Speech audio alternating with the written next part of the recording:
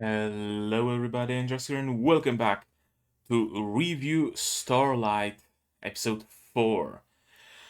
In the last episode, we got a little bit more insight, kinda, sorta, well, certainly not directly, but we did get a little bit of insight into the whole um,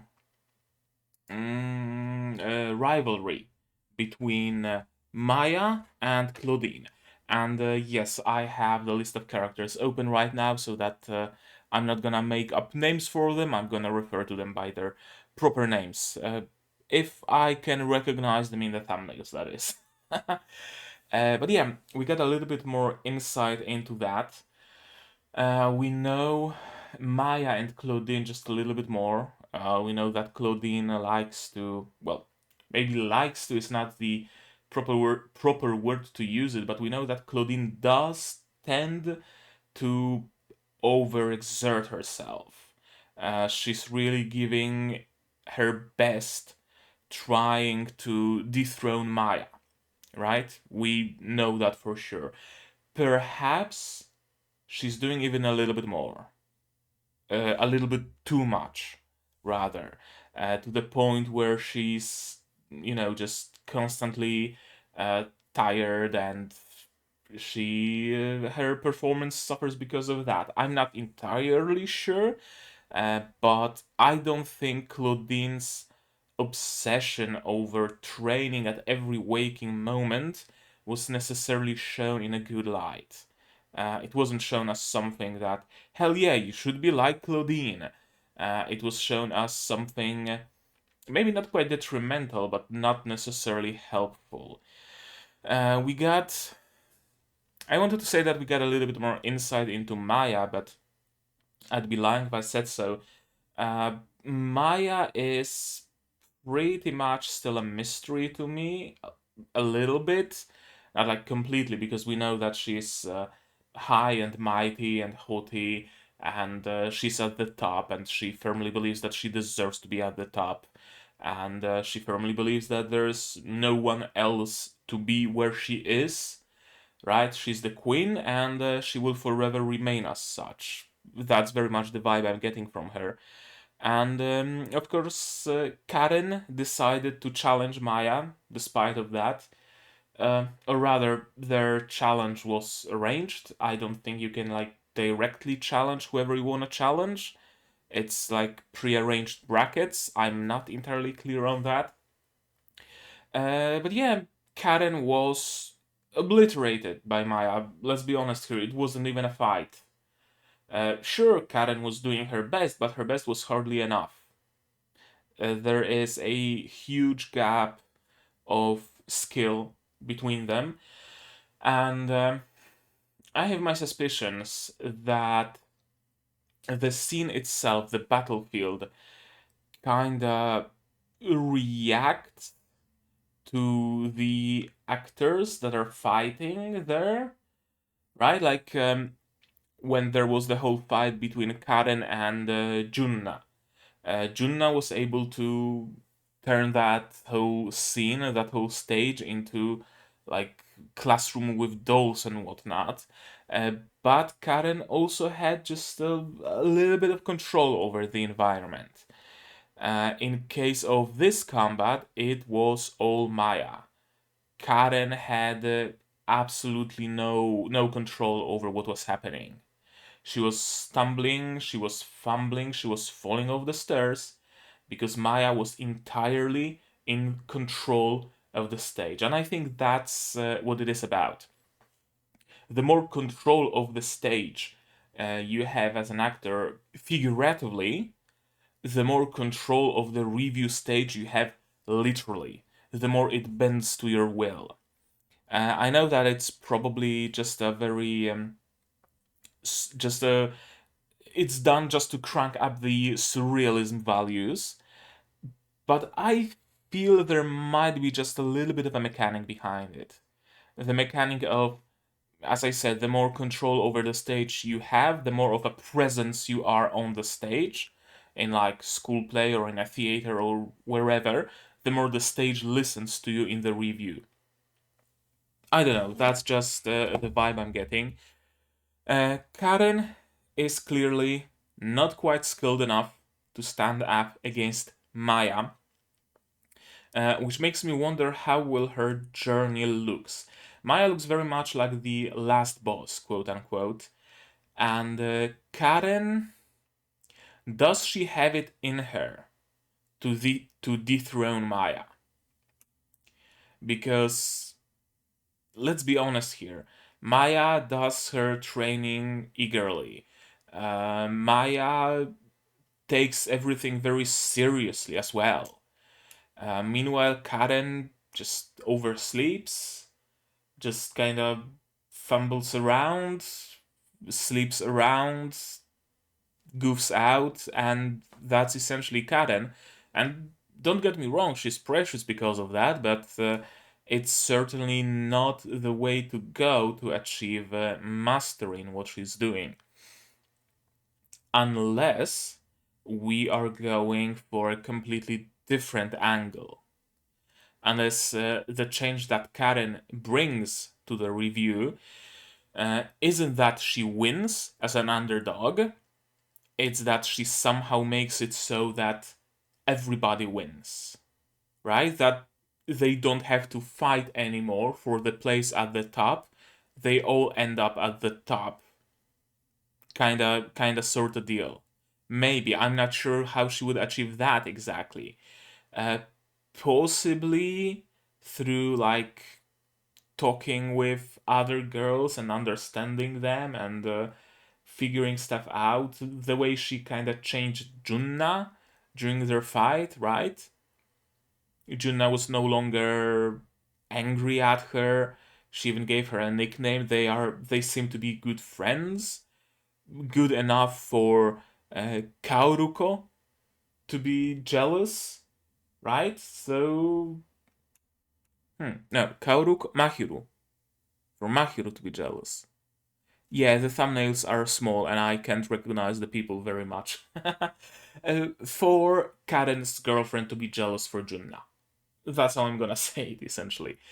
Um, yeah, so it can go either way. I'm not sure. It's only episode 4 out of 12, I believe. So, I guess we're just gonna have to see what happens next, right? So, you have your subs. My cables are falling down. Oh, fuck. There we go. There's the cable. There's another. Whew, fucking hate cables.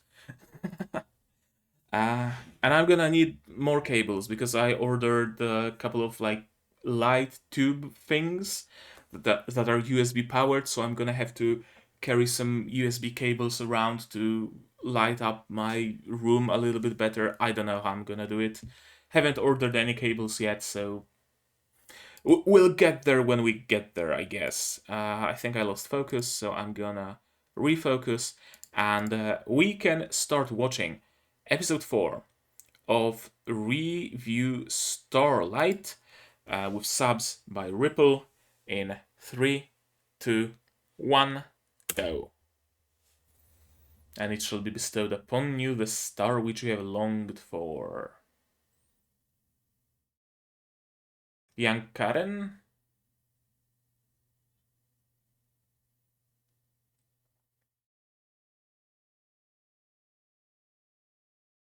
No, not.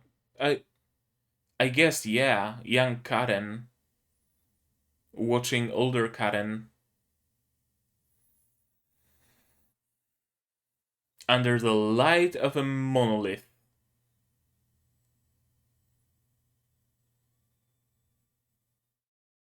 All encompassing, blinding red light.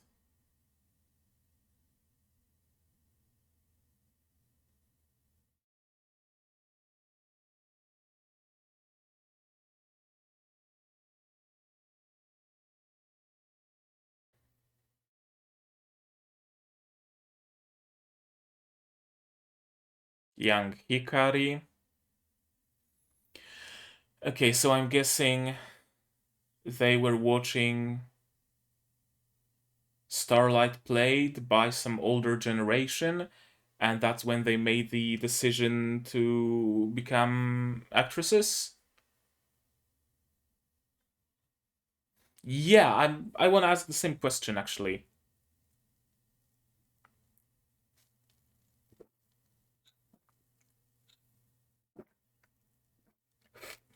Oat milk latte.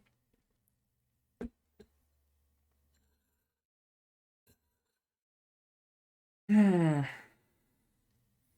Right from the get go, Karen's dream is already fucking surreal. This show, I swear. And people say that Revolutionary Girl Utena is also very similar in its direction and its love for like surreal symbolism and whatnot. And I have Utena on my watch later list, and I'm kind of afraid. I'm kind of afraid, not gonna lie. Ah, I don't think I'm gonna put it up for the next poll. I'm gonna have to take a season's worth of a break from like heavy stuff like this. I guess next season we have what? Hataraku Mao-sama season 2, Overlord season 4. Those are fairly like low impact shows. Of course, I'm gonna continue Simple Gear. That's like there's no question about it. But uh, I don't think I'm gonna pick up a second heavy show.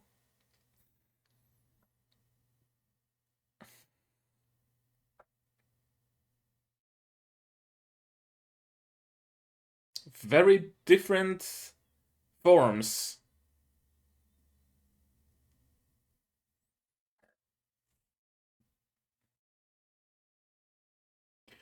Uh, I don't think she's sleeping around, my girl.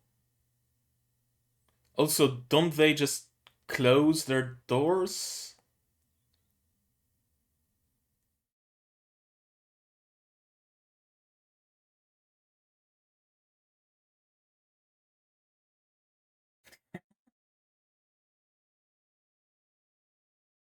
And of course, she's analyzing.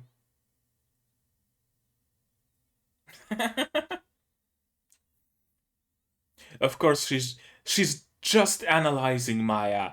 She's not, you know, staring at her intently. It's just analysis. It's purely academic. Don't misunderstand her.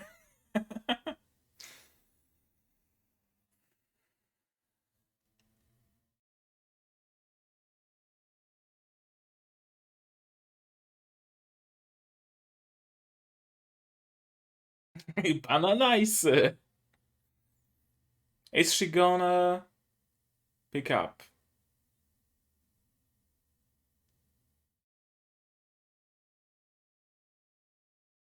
Oh, she's moving out.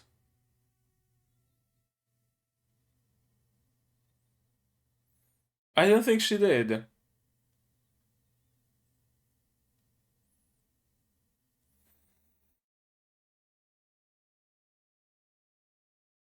Why is she running away?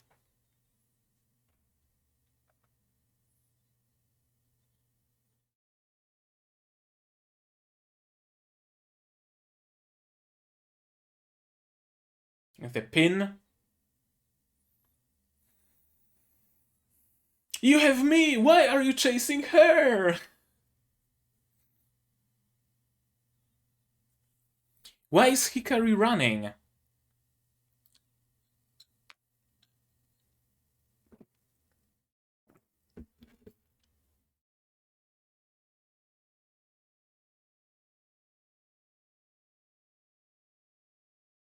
Is it. Oh, I thought she's at an aquarium. Yeah, she is at an aquarium. It's not a climbing wall.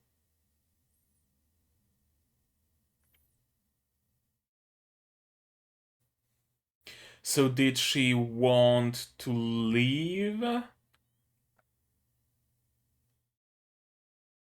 but changed her mind, or stopped on her way at an aquarium?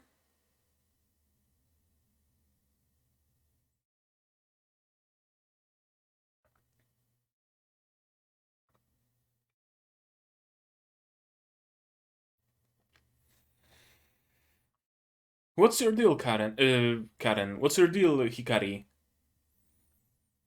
She's prepared to move out, right? She has a travel bag with her.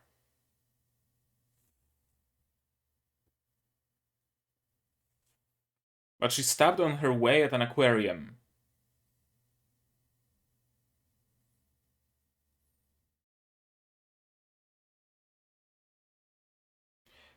So that means she doesn't necessarily want to leave. And Hikari is no longer there.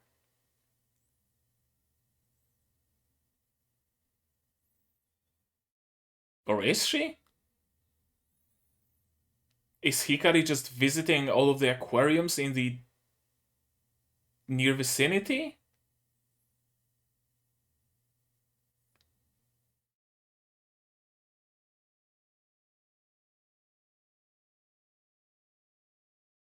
Why did you? Because she wasn't good enough. I mean, why the fuck would you lose? Why the fuck else would you lose? Not because she wanted to. Yeah, it wasn't even a competition.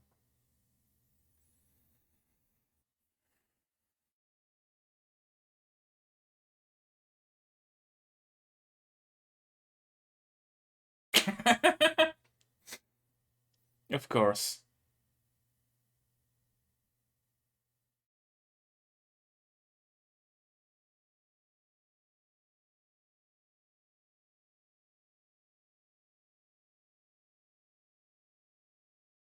Okay, so she's wanting to leave but not wanting to leave. Essentially.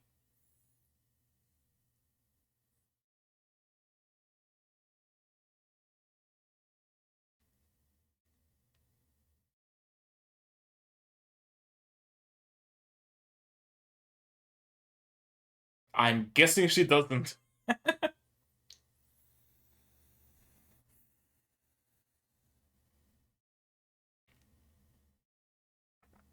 Lay out some tatami in your dorm.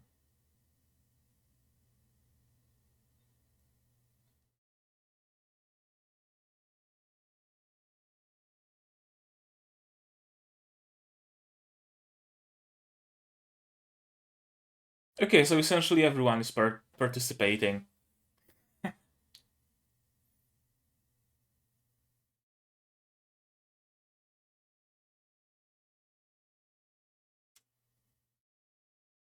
You get to be the main character in a school play.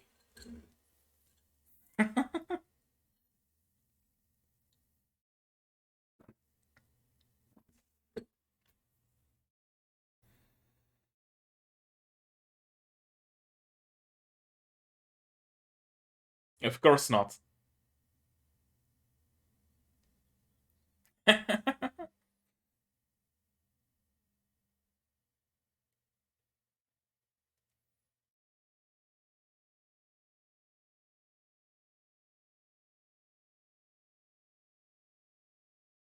Whomst.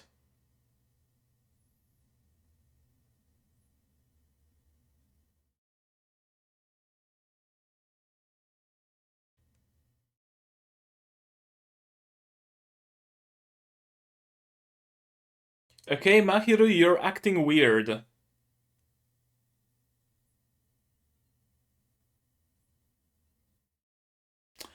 Ah, okay, of course, she's protecting her wife.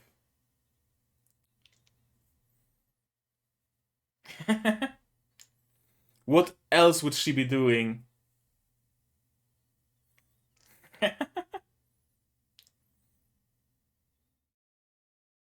She has great control over her baton, not gonna lie. Run away then. I mean, that seems to be the recipe. Run away and Karen is gonna chase you.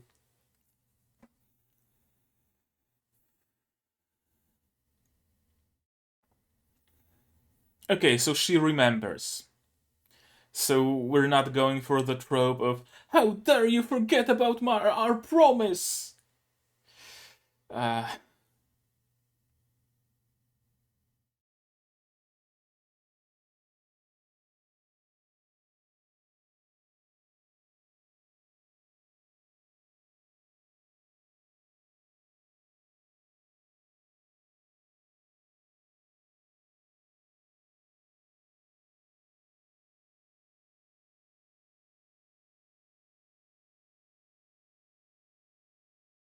Kinda hate Greenpeace as well. Not as bad as PETA, or PETA, or however you pronounce it, but Greenpeace isn't great either. Sorry, I had to. The way she said it as a single word, she was just asking for it.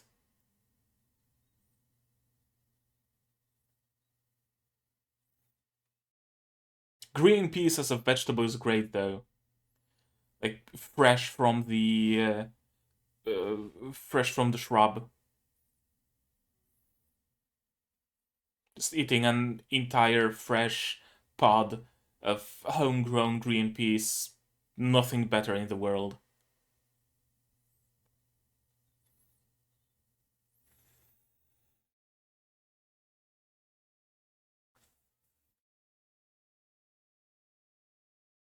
The Starlight was played by the adult versions of both of you. Now, I know that at the beginning it was just Karen's dream, so it was probably someone else who played it.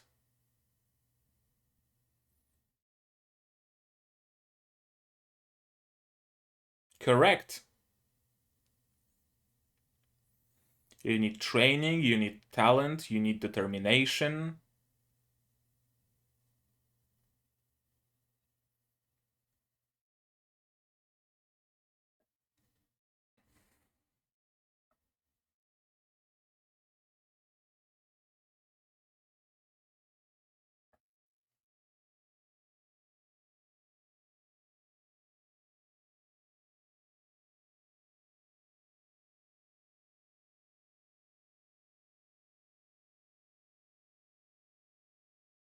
They're meeting up at the Tokyo Tower?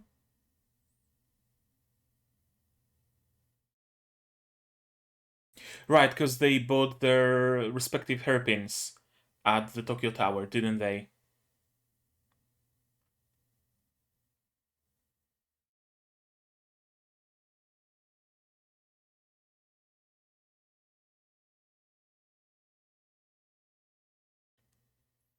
And she missed.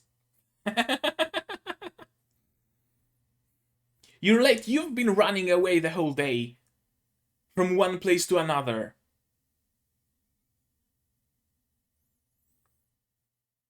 And what the fuck are you even doing? Explain, please. And Claudine is overexerting herself again.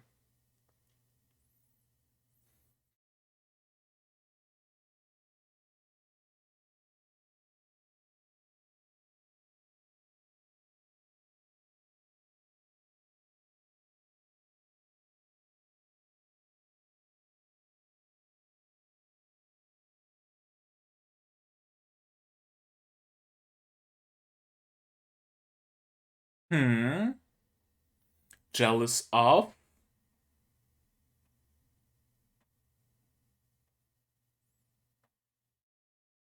Ah, okay.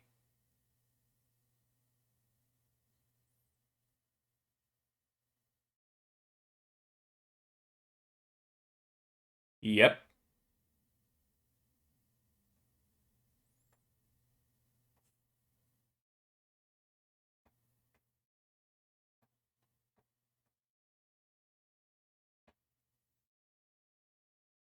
Jellyfish? Okay, the jellyfish that Hikari was observing?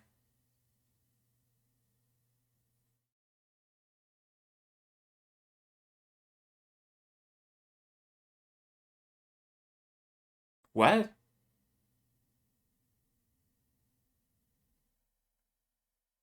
The auditions seem extremely low stake. If you lose, you're gonna lose what's the most important for you as a stage girl.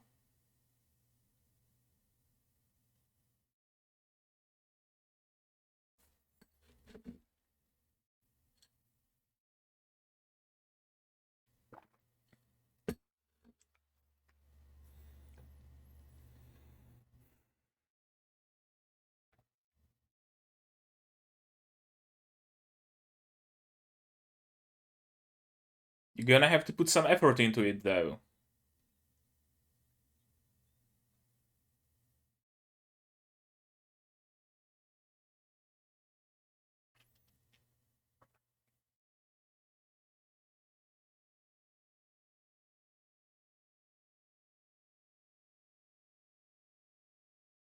True.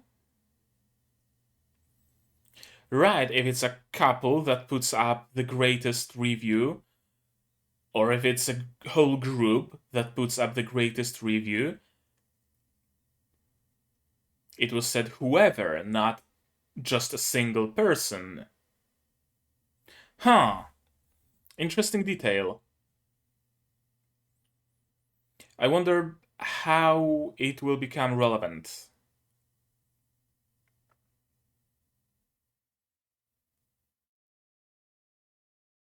Will it be Karen and Hikari who shine the strongest together?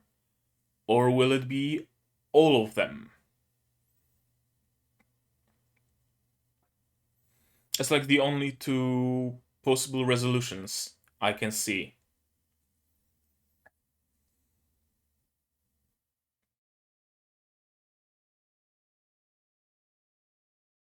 Hmm.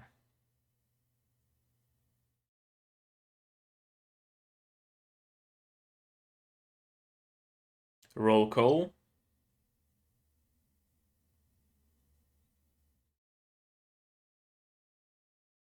Doesn't seem that way, does it?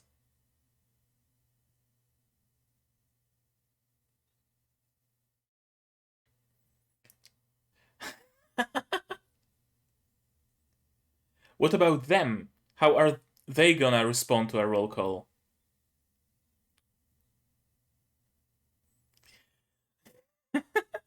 Okay, distraction.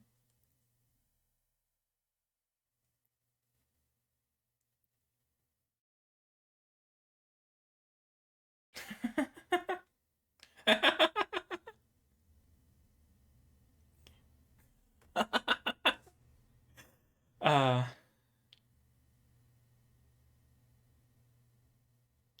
Omelette du fromage.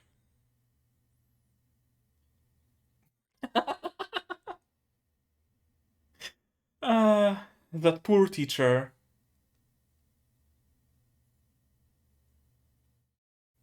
Banana ice indeed.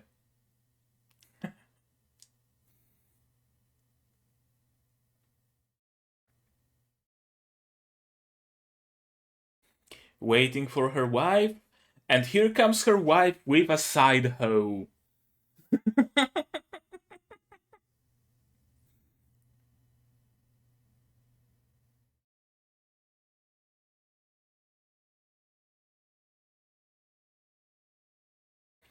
Did they spend the entire night on the playground?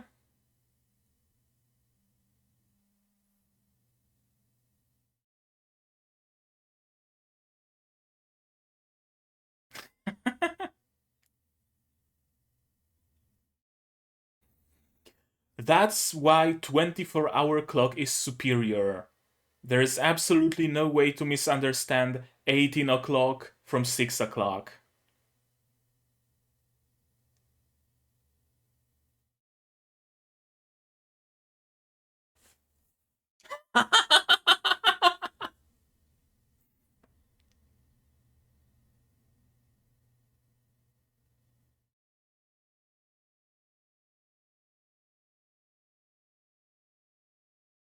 Are they gonna do the uh, Anglerfish dance.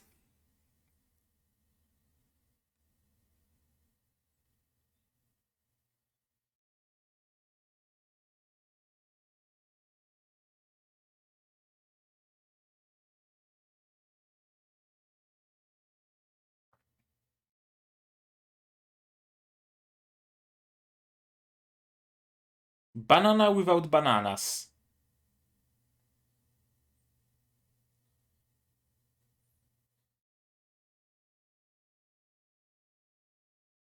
You're the first one that would, Kaoruko. You're the first one that would.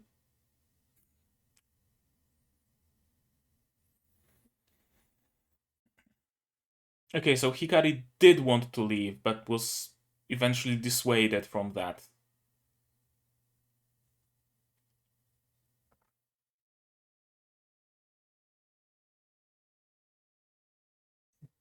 Banana miso. I mean, there are types of bananas that are savory, so perhaps it wouldn't be that bad. Huh. And this time we see Hikari and Karen in the ending.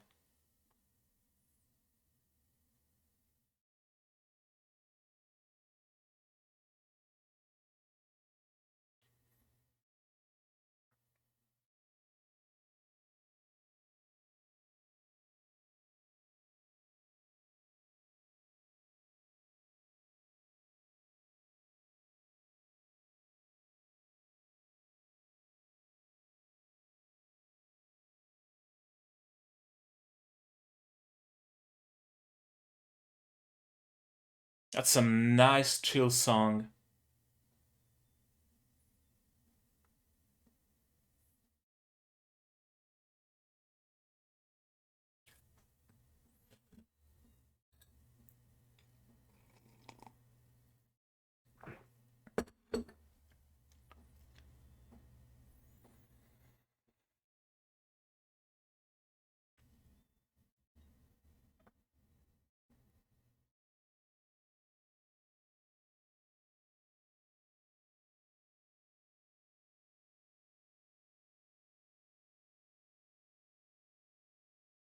That's a great ending. I love the music. Super vibey, so to speak. Well, I don't. Uh, okay, let's go through it again. Really like that ending. I don't know why. I was really vibing with the music there. I had a moment like that yesterday, laying down, reclined in my chair with my cat on my lap, purring, stroking my cat, eating a tortilla with like creme fraiche and some vegetables, listening to some chill music. Damn, that's life. And that ending reminded me of that moment because it was also some really chill music. Okay, let's not talk about that. Let's talk about what happened in the show. And this is, of course, Karen's dream of Karen being blinded by the twilight. And is this Hikari? I want to say yes, because they are paired up essentially, but the hairpin is different. It's not a star hairpin, it's something else. What's Karen's hairpin here?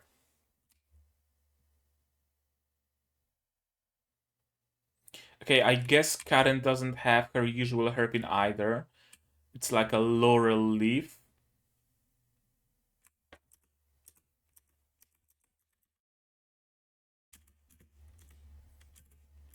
Yeah, Hikari has a flower and Karen has a laurel leaf. Uh, okay, gotcha. But I guess Hikari's hairpin is in the background to like trigger stars. I wonder what the significance of this monolith is. It's in Karen's dreams. It's during the review. There's also the monolith with a red light at the top. Sand pouring through her hands. usually usually symbolizes the passage of time going through her hands, but I don't know how time would be relevant in the dream. Uh, it's been so long since our childhood, that kind of interpretation, but I'm not sure. And yeah, they made the decision to become top stars when watching Revue themselves, and they made a promise with each other. Is this Banana? It is Banana. She looks completely different with her hair down. Like a completely different character. For a moment, I was really confused who those two people are. Because Junna without glasses doesn't look like Junna, and Banana without banana hair doesn't look like Banana. I guess there's a bunch of bananas in her bed, so that should have tipped me off, but somehow it didn't. Yeah, Banana and Junna.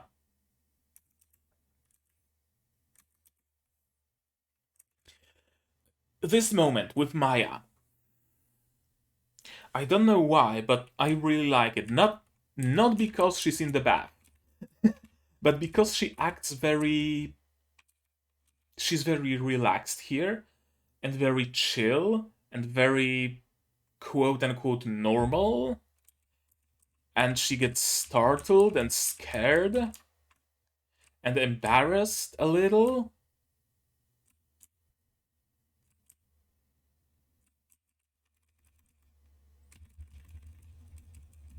Come on, come on, come on, come on. Going back few frames is always harder than going forward. Her legs look weird, but whatever. It just grabbed my attention a little.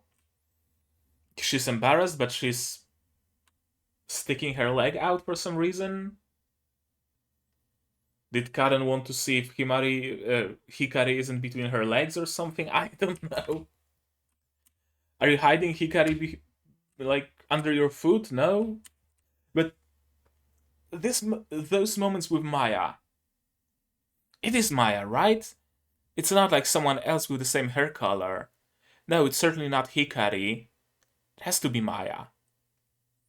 It humanized her for me, you know, because she always comes off as very haughty and high and mighty and better than thou, and that's shown even more even in this episode itself when she's dancing with Claudine. She almost at times, especially when she was talking with Claudine, seems like a psychopath. Maybe not psychopath, but like sociopath, kinda, sorta. Sociopathic, narcissistic traits in her personality. This scene really humanizes her. She's blushing, she's embarrassed, she's shocked. I really like this scene. Of course, Claudine is. Of course, she's watching Maya only for academic purposes. What other reasons would she have to be watching Maya and blushing profusely and trying to hide what she's been looking at? I like Claudine's and Maya's dynamic of frenemies. Those two are hanging around, as always. Kaoruka and Futaba. Yeah, Hikari is missing. Bananice. And Hikari is trying to run away, it seems, because she has the travel bag with wheels. Mm. I like. That's one thing I really like. It wasn't at any point said explicitly that she's trying to run away. It was left for the viewers to infer. I like it. I really like it.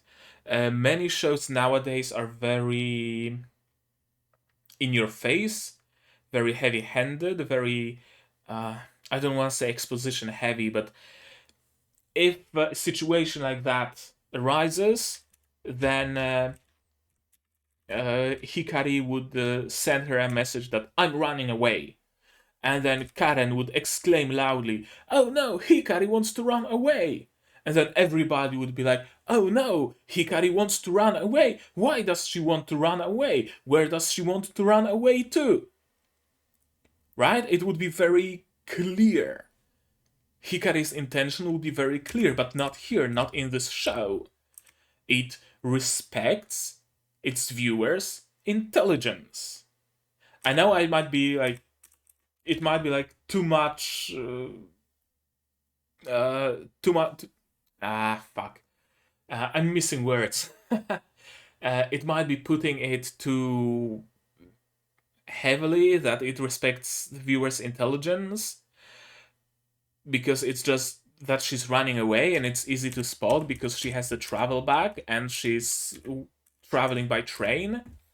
If she just wanted to see some jellyfish, she'd have like a handbag and nothing more. But many shows would still explicitly tell the viewer that she's running away. And I like the fact that this show doesn't. It's a really, really small thing, but very important. Very important to me because I really don't like it when media I'm engaging with insults the viewer's intelligence, assumes that the viewer isn't able to understand basic things. Right? Like, if there was some more exposition to be had, sure, explain, right? Not everything can be inferred easily. Not everything can be easily understood. If there's some mystery, then absolutely, please do reveal it by the end. So that even if not serving as an explanation, it would serve as a form of validation for what I myself came up with, for what the viewer came up with. Right? If the viewer came up with the good conclusions, they get to feel good because, hey, the mystery revealed was exactly what they were thinking of. If it's something else, then the viewer still gets the satisfaction of knowing what the mystery was. But in case of small things like, is she running away? Is she not running away? It doesn't need to be stated explicitly. So they don't. And I appreciate it. I really like it. I spent way too much time talking about it. And what is it with the jellyfish? Uh, Hikari seems to be visiting all sorts of aquariums around, and every single aquarium around only has the jellyfish. Those are some weird fucking aquariums. And jellyfish plushies. What's with the jellyfish?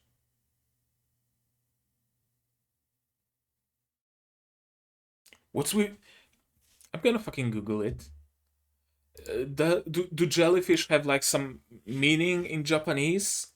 Uh, Jellyfish meaning Japanese. Jellyfish is kurage.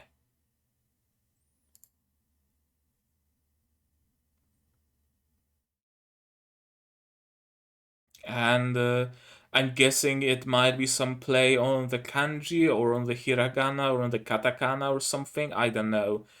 There might be some hidden meaning.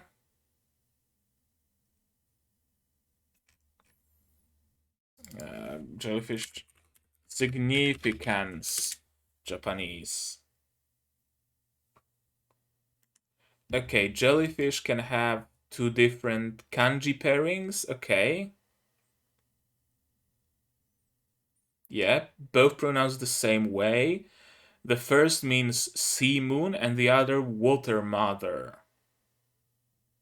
or aquatic mother.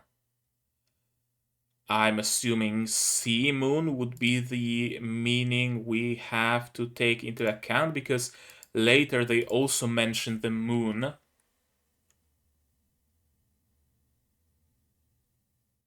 No, in the ending they mentioned the moon. Yeah, I don't want to get too deep into that. I don't want to spend too much time thinking about it. But I'm guessing the moon meaning of the jellyfish has some significance here. Why did you lose? Well, she wasn't good enough. That's genuinely the answer. And they were standing on completely different stages, I agree. Completely different levels. Karen had really no business engaging, no business fighting with Maya. She really didn't. And I don't know why the bracket looked the way it looked. Why was Karen uh, fighting against Maya?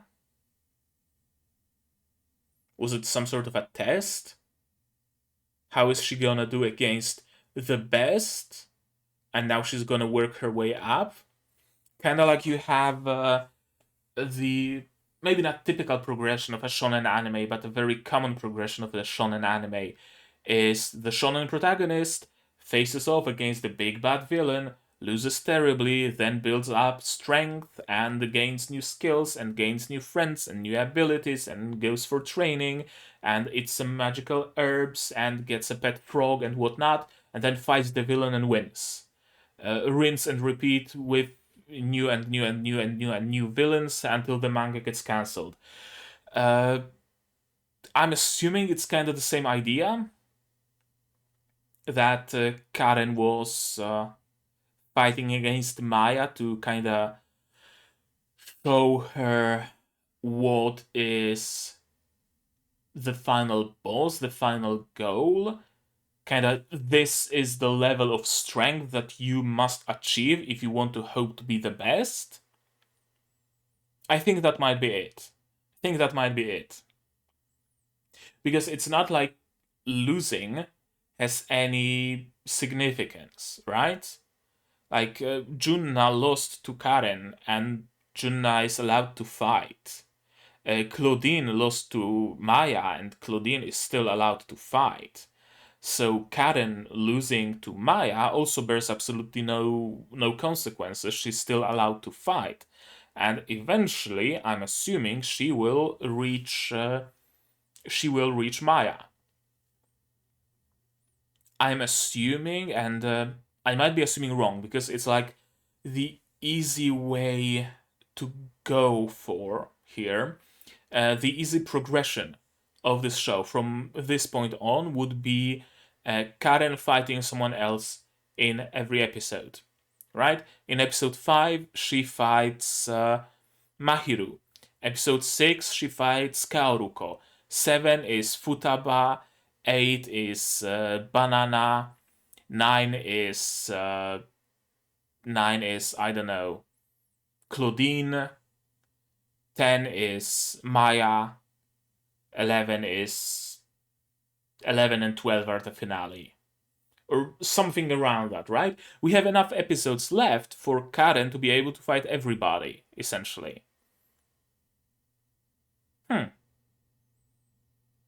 It's the easy way out, but I have a feeling they might do something interesting with it. It's not going to be as straightforward as it sounds. I'm assuming, and I'm kind of hoping, they're gonna lean into the whole into how Karen's fight with Junna went, where Karen kind of helped Junna go and fight through her issues, through her insecurities, through her misconceptions, and Junna ended up a better person for it and befriended Karen. I'm assuming that might be what's gonna happen in the show, that every person she fights is gonna come out better for it. Is gonna work through some past traumas or some misconceptions or some issues they have. That's actually, I have this notebook for a reason, so let's note it down. Where is this is Symphogear. This is Symphogear. This is Symphogear. There's a lot of Symphogear notes. This is Virgin Road. Do I not have notes on Revue Starlight? I need to like put some markers to know what's where. Okay, if I don't have notes on Revue Starlight, then I'm gonna have them now. Simple as. Revue Starlight. Karen fighting. Anyone will help that someone in the long term. Traumas, issues, misconceptions. We'll see. We'll see. That's my assumption so far. Okay, let's continue. All students must wear their uniforms at all times while on school grounds. And they are having a nice moment. They are probably the most girlfriendy acting girlfriends in this show so far. I like their dynamic. I'm still not sure about Kaoruko. Like, she seems to look for trouble all the time. She seems very much like a Mesugaki archetype. Oh, there's some drama going on. Well, let me on it. Well, let me hear about it. Oh, of course I'm not gonna tell anybody about it. Sensei, did you know? Right? She very much seems like this kind of character. I don't think she has any like genuinely ulterior motives behind what she does. Like she had the whole talk with Mahiru about Karen leaving, not leaving, about Karen hanging out with Hikari, and how Mahiru was left all alone. And oh, I feel you. I was also left all alone. Isn't it a great coincidence? It didn't really go anywhere. I think it was mostly to show what her personality is and her just way of going about things. It's either gonna bite her in the ass somehow, or Karen is somehow gonna fix her during a fight. I still do like their dynamic. And yes, they will have to fight eventually. If they are both part of the Revue, then I'm assuming that's how the bracket works. Everybody will eventually fight everybody else. So Karen will have to eventually fight against Mahiru. She will eventually have to fight against Hikari, although maybe not necessarily. That still remains unclear. But Banana will have to fight against Junna. Futaba will have to fight against Kaoruko. It is what it is. That's just how it looks like. And I really like Mahiru here. I really like Mahiru. Her mastery over the baton, her little dance here. I am the goddess who protects this hallway. But I'm so jealous. I want to be chased after by Karen-chan. Just like Kagura-san. I really like this little scene. I really do. I really, really do this little scene. And I really like Mahiru. Mahiru. Yeah, Mahiru. Sorry, I had to double check because there's so many characters and some of them have similar hair color, which is my main way of distinguishing between characters, I'll be honest with you.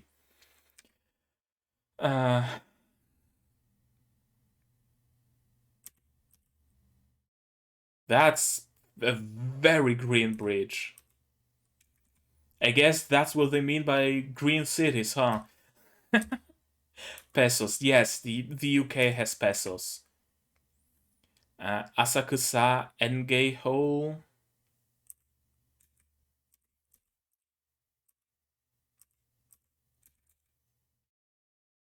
Mm, okay, I kind of missed their conversation here. I went and saw it. I saved up my allowance and managed to see the first performance. Okay, yeah, they're talking about the first Starlight they've seen together. I should see the same number of classics. Yep, yep, yep. Mr. White tumblers. So they only exist in Japan. It's just a myth. There's actually lots of good food to eat.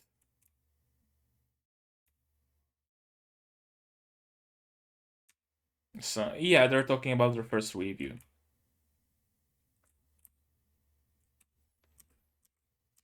It seems to be mostly just small talk.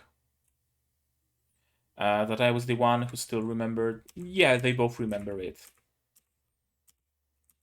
Karen probably the whole promise probably had more of an effect on Karen than on Hikari, at least from what was shown right now. If anything, I would have expected Hikari to forget the promise, not Karen.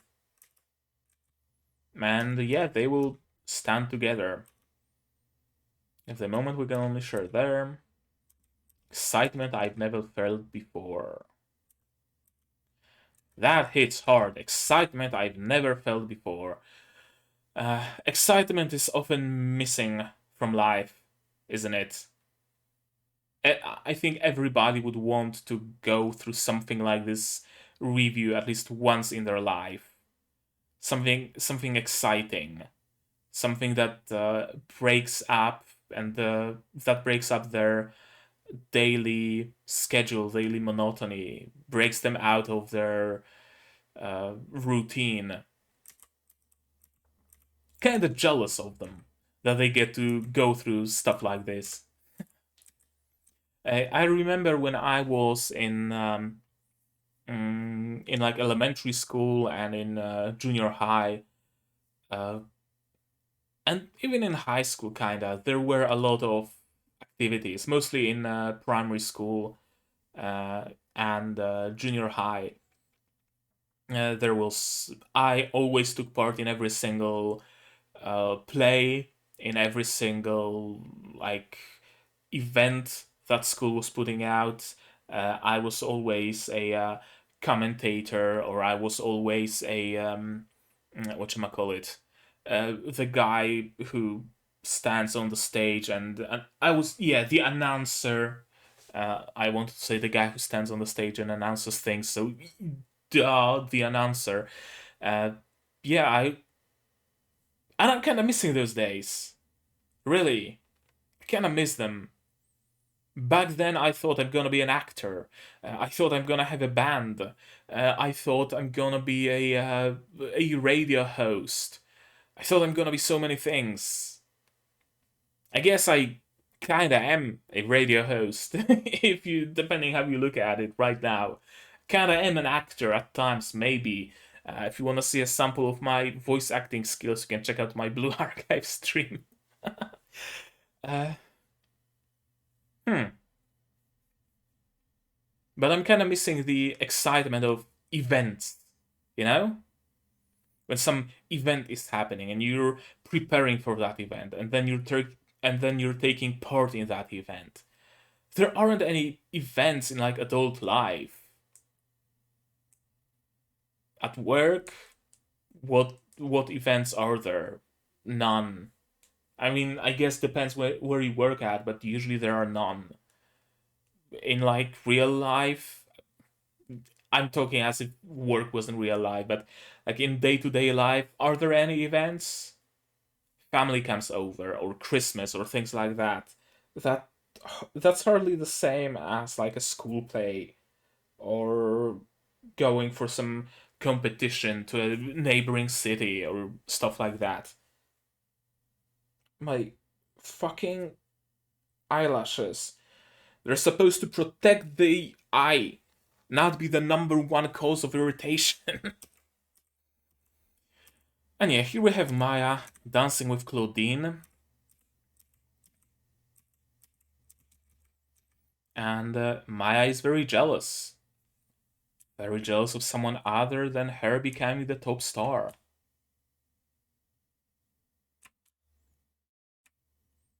Yep. I still can't get a great read on her character.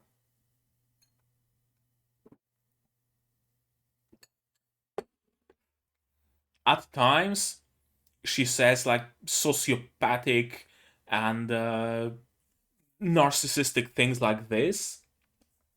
At times, she's just a normal girl. At times, she seems like almost a couple with Claudine, at least great friends or frenemies. At times, she seems like she'd drop Claudine at the drop of a hat if that meant she gets to be a little bit higher on the ladder. Very hard for me to get a read on her. I guess she's kind of both. She's kind of skirting the line between between both readings of her. I guess you could say that. Hmm. And yeah, Tokyo Tower Aquarium is closed. I didn't know there was an aquarium at Tokyo Tower. Today I learned.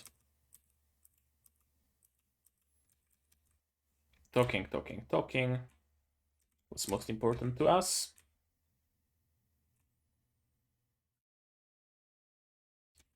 Okay, I want to go through it. Yeah, too bad we couldn't see the jellyfish.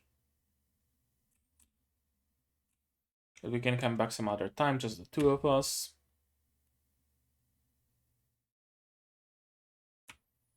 Okay, auditions. Yeah, if you lose the most important for a scene girl. What would that be? What would that be? The drive to act? The desire to be on the scene? Loss so devastating that you start questioning whether or not you're cut to be an actress? That would be like the only thing that comes to mind right now. That you can lose so bad that you start questioning your skill to the point where you abandon the dream of playing, of being on a scene, losing that kind of spark. I'm not sure. I'm not entirely sure. And she's not gonna elaborate either. You're really amazing. You know everything that I don't. Well, she's been in it all far longer than you have. Hikari-chan, sometimes you're a bit. She is a bit. She is a bit. All the time. Not even sometimes. She's a bit all the time. And I like that Hikari sees Karen's dream in this moment. Of them being on the stage, being at the top together. Literally, because they're at the top of the slide, and figuratively. And literally, again, in the meaning of the review. That's another example of Karen having a positive impact on another person, on another character, right? First, she changed Junna, her whole demeanor essentially, and now she changed Hikari's perception. Hikari was constantly under the impression that only one person will win, and she doesn't want Karen to take part in it. I'm assuming partly because she doesn't want to fight against Karen, and partly because she's afraid of what's gonna happen if Karen loses. But now, Karen showed her another way. What if we both win? Don't you want to believe that dream? Don't you want to be at the top with me? The two of us? And at this moment, Hikari sees that it is a possibility, and maybe even if it isn't a possibility, It's something worth dreaming about. It's something worth striving for. Because even if you lose in the end, at least your time leading up to that loss won't be miserable. Hmm.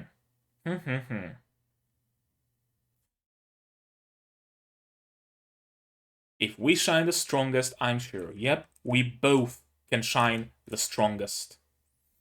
And the giraffe never said anything about the one girl, only one girl being able to pass. Exactly. We can both shine. And here we have this little cute moment of a roll call. And Claudine being just a great actress. The both of them being present. Yeah, it's good to see that they're sticking with each other, that they're standing up for each other, they're helping each other out. I was afraid that Kaoruko is gonna be the odd one out, but no, she seems like a genuinely good friend, genuinely good person. But she's a little bit of a mesugaki. She wants to stir up trouble. But when it comes to helping her friends, she will. She will, unless she was threatened to do that by Mahiru, which isn't out of the realm of possibility. Let's be honest here. And they're back. They bought the jellyfish. I still don't entirely get the significance of the jellyfish, but they got it. Uh, Being Mahiru is suffering. First, your wife spends the night with her side hoe. Then, when you come out to greet her, she latches onto another one of her side hoes. Being Mahiru is suffering. And of course, the teacher noticed, and they're gonna go through hazing, whatever that hazing might be. Don't go off like that, you're not Kaoruko. Welcome back. Fly me to the star. The end. And I'm already way past the 1 hour mark. Holy shit, I've been talking a lot. Good episode. There wasn't any fight, there wasn't anything about the review itself, or rather, we were talking about the review, but none of the review was shown. Or rather, there were some pieces of the review shown, but there wasn't an actual like fight with Henshin and Stakes and Karen going against someone else. Mm. This episode was very needed, I feel like, because first of all, it gave us a little bit more context behind the review. We know that apparently there are some stakes, or at least Hikari believes there are. The stake is the stake for losing. The consequence of losing is losing the most important thing. We know that, at least according to Karen, there doesn't need to be a single winner. She believes that both her and Hikari can win, and if the both of them can win, who's to stop all of them from winning, right? That's kind of my thinking right now. We've been shown that there are more characters taking part in the review. We know that both Futaba and Kaoruko are taking part in it. And I'm assuming by the end, and also looking at the list of characters, everybody is in the review get up. So by the end, everybody is gonna be taking part in the review. But we were told it explicitly in this episode. We got a few nice character moments, and the thing that was developed the most in this episode was the relationship between Karen and Hikari. That's for sure. And I think that was the main focus and the main purpose of this episode. Besides, of course, explaining why the slap, why Hikari is so against Karen taking part in the review, why Karen desperately wants to take part in it. It was a needed episode because it explained some things. It also served as a little bit of a downtime, a little bit of a slice of life fish kind of an episode. Yeah, I liked it. I genuinely did enjoy it. I'm assuming from next episode on, we're gonna be going more into the review business. I'm not entirely sure, but I'm assuming that's what's gonna happen.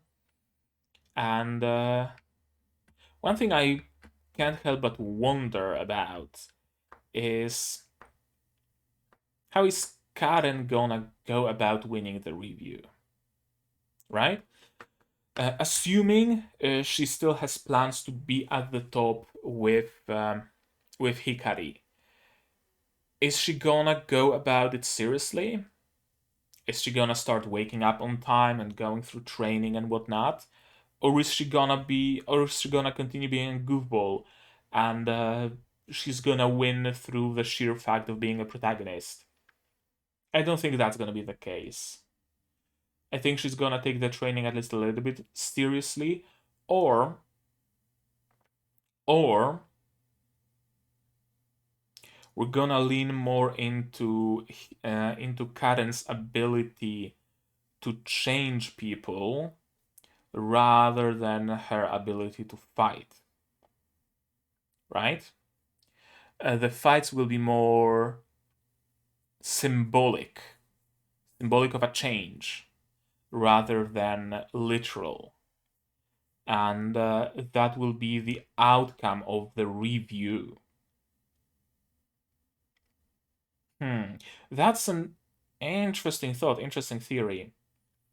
What if Karen, by fighting with every other girl, changes them for the better and changes their viewpoint to the point where everybody starts believing that multiple people can be at the top, and I want to be at the top with my friends.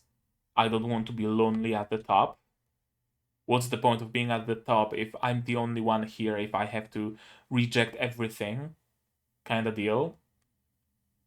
And even when in the end Karen loses against Maya, she manages to convince Maya that it's better if all of them are at the top.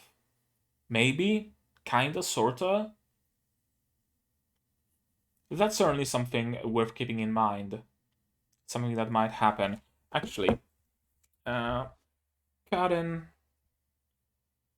manages.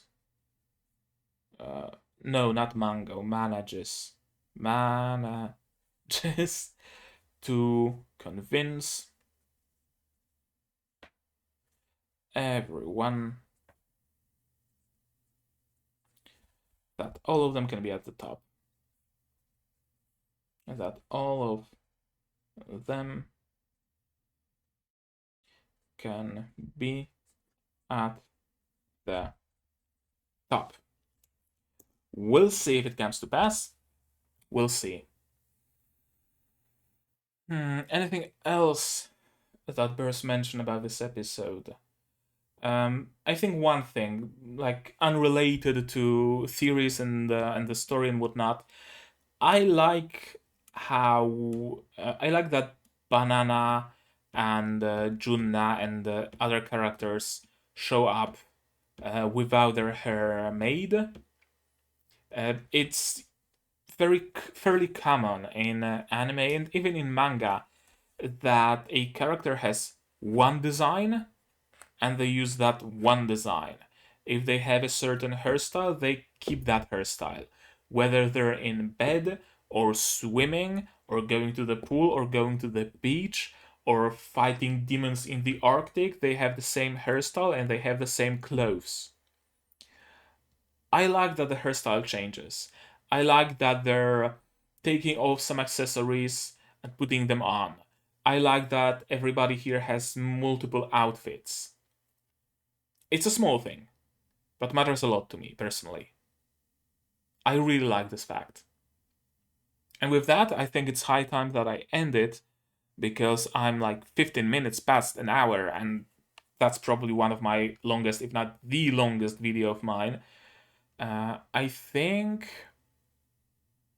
something else might have been longer. The first episode of Tokyo 24Ku, since it was a double length, I'm not sure. I'd have to check it.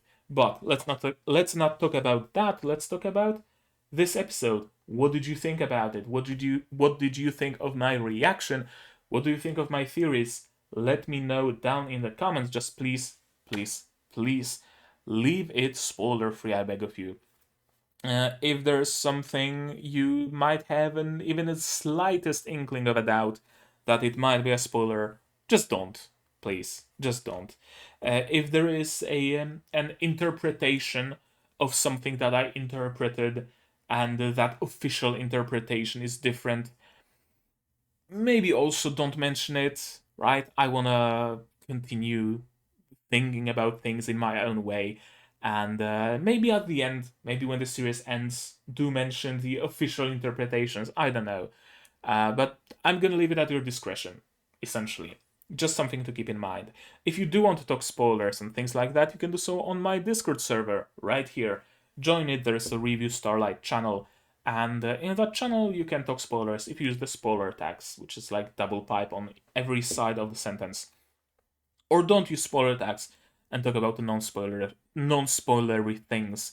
It's not like those channels are for spoilers only. Like this video if you liked it, dislike it if you disliked it, but tell me why so I can improve. That's very important to me, to constantly improve the content and the quality of my videos. So if you have any ideas, do let me know. Also, you can do that on Discord. There's a suggestions channel where you can post whatever ideas you have. The timer. The timer is an idea I got from the suggestions channel. So that's how it works. Subscribe to my channel if you want to be notified of future releases, not only Revue Starlight, but also Skeleton Knight in Another World, Showcase Shoujo no Virgin Road, Spy X Family, Tateno Yusha no Nariagari Season 2, and Symphogear G, of course. And other series that I've already seen. I've already been through 2 seasons, so if you want to check my archival videos, do so on the channel. Feel free to browse and peruse as you see fit. If you want to support me monetarily, you can do that on Patreon. Link in the description.